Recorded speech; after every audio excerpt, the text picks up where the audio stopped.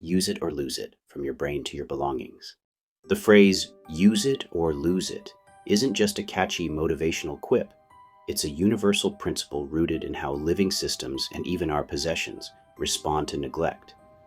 From the neurons firing in your brain to the shoes gathering dust in your closet, disuse leads to atrophy, decay, or missed opportunities. This article explores how this principle applies to your body, mind, and material possessions, urging you to take stock of what you're holding on to and consider whether it's time to use it or let it go for someone else to benefit. The biology of use it or lose it. Your body is a machine that thrives on activity. Take your brain. Neuroplasticity, the brain's ability to form and strengthen neural connections, depends on regular mental exercise. Studies show that cognitive decline accelerates without mentally stimulating activities like learning or problem solving. Like a muscle left idle, the brain atrophies when neglected. Your physical body follows suit. Muscles weaken without exercise, a process called sarcopenia. NASA research on astronauts shows that prolonged inactivity can lead to a 20% loss of muscle mass in weeks. Bones lose density without weight-bearing activity. Sexual health is no exception, particularly for men. Regular sexual activity or masturbation isn't just about pleasure, it's about maintaining function. Research suggests that consistent sexual activity, including masturbation, supports testosterone levels, prostate health, and erectile function. Disuse, on the other hand, can dull the drive for sexual pleasure and even impair the ability to achieve or maintain an erection. A 2016 study in the Journal of Sexual Medicine found that men who ejaculate less frequently may face higher risks of erectile dysfunction over time. Like any system in the body, the male reproductive system needs regular use to stay responsive and healthy. From your brain to your balls, the body demands action to stay sharp and functional, the psychology of neglect. Disuse isn't just physical, it's mental and emotional. Skills, talents, and passions fade when ignored. That guitar you haven't strummed in years. Your muscle memory and dexterity have likely dulled. The language you studied in college? Without practice, vocabulary and fluency slip away. Psychologically, neglecting these parts of yourself can erode confidence and identity. You're not just losing a skill, you're losing a piece of who you are. Relationships, too, atrophy without effort. Friendships and family ties weaken without regular contact. Emotional intimacy requires conversations, shared experiences, and vulnerability. Ignore these bonds and they fade, leaving you disconnected. The lesson is clear.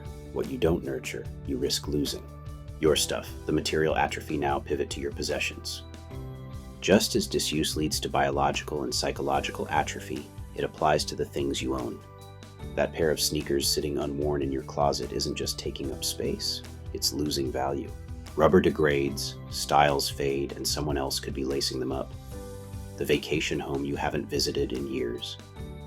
It's not just costing maintenance fees. It's a missed opportunity for another family to make memories. Material possessions deteriorate without use. Clothes unworn for years yellow and weaken. Electronics become obsolete. Books left unread collect dust, their pages brittle. More importantly, these items could serve others. The jacket you haven't worn in a decade could keep someone warm. The tools you never use could help a neighbor start a project. Hoarding unused possessions isn't just clutter, it's waste. The case for decluttering. Decluttering aligns your possessions with your life. The use it or lose it mindset encourages you to evaluate what you're holding on to and why. Marie Kondo's "Does it spark joy?" is a start, but go deeper. Am I using this? Could someone else benefit more? If the answer is no, let go. Here's how. Audit your belongings. Identify items unused in a year. Shoes, gadgets, sentimental stuff. If it's not serving you, it's clutter. Prioritize utility. Keep what you use or what enriches your life. Pick up that guitar or pass it on. Plan a camping trip or donate the gear. Give generously. Donate to charities or local groups. In 2023, Goodwill redistributed over 2 billion pounds of goods, keeping them in use. Sell strategically. Sell valuable items like a vacation home on platforms like Zillow. Use proceeds for experiences or items you'll use. Maintain what you keep. Rotate your wardrobe, visit that second home, oil your tools. Active use prevents material atrophy. In a world where every resource counts, the philosophy of a culture of use emerges as a vital necessity. Many households are burdened with an overwhelming array of possessions, over 300,000 items in the average American home, while others grapple with a lack of basic necessities. This paradox highlights a pressing issue. The hoarding of unused items not only exacerbates scarcity, but it also obscures the potential impact of letting go. Consider how your unused belongings might breathe new life into someone else's world. That old laptop gathering dust could empower a student's educational journey, while your discarded furniture could offer warmth and comfort to a family in need. Letting go, however, is seldom easy. Emotions often tie us to objects, and the fear of regret or loss can be daunting. Many of us fall victim to the sunk cost fallacy. We hesitate to part with items simply because of the money spent on them. To overcome these hurdles, reframing our perspective is essential. Memories are precious and reside within us, not in material objects. By photographing cherished items, we can preserve the memory while liberating them for others to use. Additionally, combating the fear of scarcity can empower us. Trusting in the idea that we can replace what we genuinely need later can minimize the urge to hoard. Focusing on the positive impact of our actions serves as a powerful motivator. Visualize the joy your unwanted items could bring to someone else. Each item given a new purpose creates a rippling effect of goodwill and generosity, transforming lives beyond your own. It's not merely about decluttering, it's about uplifting others and fostering a sense of community. Ultimately, embracing an active and intentional lifestyle is key. The phrase "use it or lose it" should resonate on multiple levels. Exercise your mind, take care of your body, and invest in your relationships.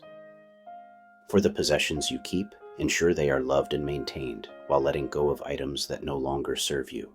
This act of decluttering is an act of liberation, paving the way for both your growth and the growth of others. Take a moment to look around your space. Ask yourself, am I truly using this? If the answer is no, consider how it could benefit someone else and release it. By Scott Young, aka Sinfamous Gamer.